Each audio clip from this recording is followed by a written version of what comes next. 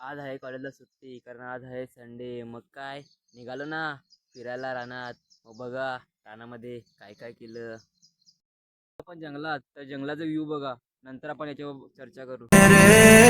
बदरा घिरे तेरी कमी की बारिश लिए सैलाब जो मेरे सीने में है कोई बताए ये कैसे थमे तेरे बिना अब कैसे जिए ओ सजनी रे।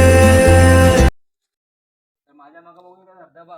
हा सध्या तरी बंद आहे पण आता तुम्हाला माहिती आहे आता पावसाळा चालू होणार आहे का हा धबधबा पुन्हा चालू होणार. मग तुम्ही पण या या फिरायला इथे.